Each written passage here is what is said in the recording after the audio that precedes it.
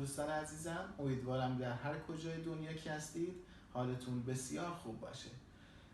دوستان بسیاری از طرایق مختلف با من ارتباط برقرار میکنن و اعلام میکنن که ما مسیر زندگی رو درست نمیتونیم پیش بریم، مشکل داریم، یا هر چقدر تلاش میکنیم، کلاس های راز میریم، قانون های جذب رو میریم، کلاس های متفاوت رو میریم، اما نمیتونیم موفق باشیم. علت چیه؟ ببینید، علت در ارتعاشه دوستان. من بارها تو فیلم های مختلف هم گفتم، جاها تو کلاس های مختلف هم این موضوع رو اعلام کردم. موضوع اصلی در قوانین جذب قانون ارتعاشه، نه قانون جذب. قانون ارتعاش میگه آن انرژی که از تو ساطع میشه. اما این انرژی ها از کجا ساطع میشه؟ از چاکراها. چاکراها محل ورود انرژی هستند که در ستون فقرات ما قرار دارند. 7 چاکرای اصلی قرار داره که انرژی رو از پشت دریافت میکنه، یعنی چاکراهای عقب ما دریافت کنندند و چاکراهای جلو ارتعاش دهنده هستند. این چاکراها از زمانی که ما داخل رحم مادر هستیم تشکیل میشه. در 2 ماه اول خب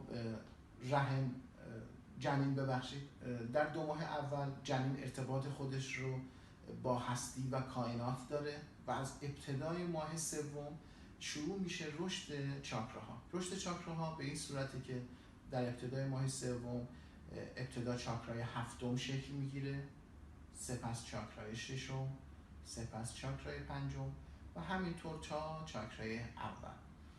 اینها توی یک پریود خاصی شکل میگیره. دقت کنید، در 7 ماه چاکرا تشکیل میشه، هر کدومشون توی 1 ماه، در 1 ماه تشکیل میشه. از طرفی پس از به دنیا اومدن نوزاد برعکس میشه، یعنی ابتدا چاکرای اول، بعد چاکرای دوم، بعد چاکرای سوم، اما به صورت 7 در 7، یعنی که 7 سال طول میکشه چاکرای اول به تکامل برسه، چاکرای دوم 7 سال طول میکشه، سوم 7 سال طول میکشه.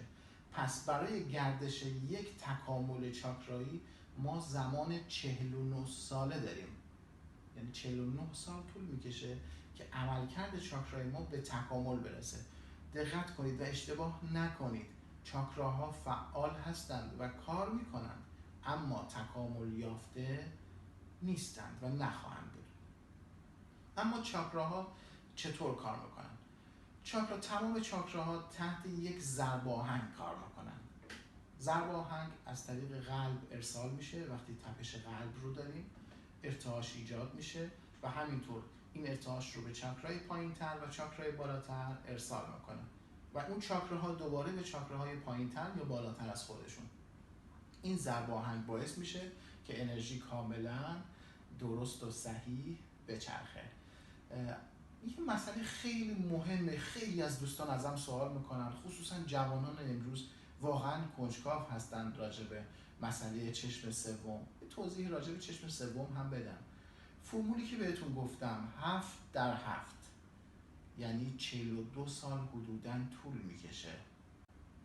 خب نگاه کنید، بودا در 42 سالگی به تکامل میرسه، حضرت محمد ما در 40 سالگی، خیلی از پیامبرای دیگه توی این سنین 40 تا 50 سالگی میان به تکامل میرسن.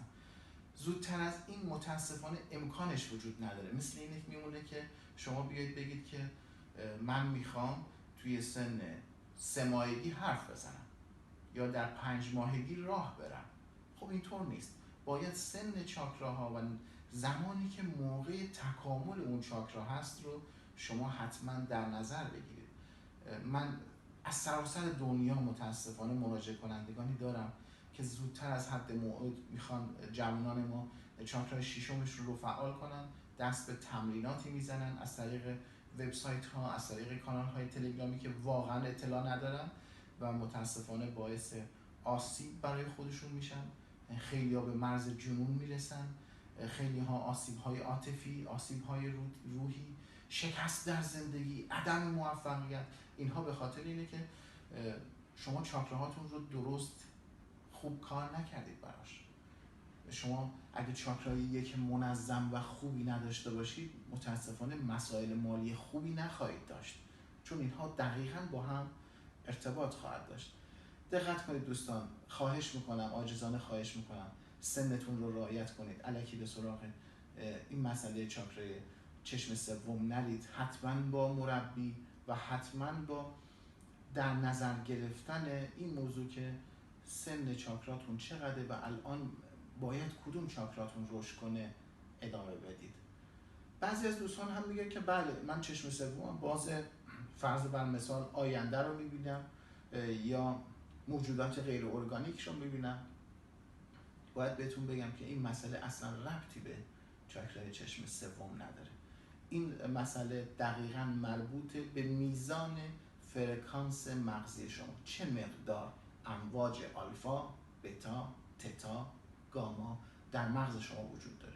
خب دانشمندان امروز به این نتیجه رسیدن اگر x درصد این امواج، y درصد این امواج باشه، این شخص میتونه درمانگر باشه یا این شخص میتونه شخصی بشه که بتونه غیر ارگانیک ها رو ببینه.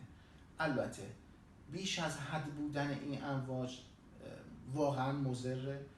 دوستانی هستن که خب خودشون تلاش میکنن در نوجوانی در جوانی احضار روح میکنن یا کارهای مشابه این رو انجام میدن که متاسفانه وقتی وارد شرایط زندگی میشیم میبینیم که زندگی های به سختی دارن، پول به اندازه کافی در نمیارن، زندگی هاشون پر از جنگ و تنش و دعواست که حتما باید به صورت حضوری مراجعه کنن تا بتونیم انرژی هاشون رو پاکسازی کنیم.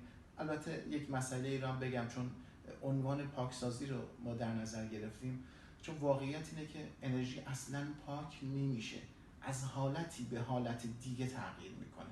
یعنی در واقع ما نمیتونیم انرژی ها رو پاکش کنیم، فقط تغییر شکل میدیم که طرف مقابل بتونه به اون رشد و مسیر خاص خودش برسه.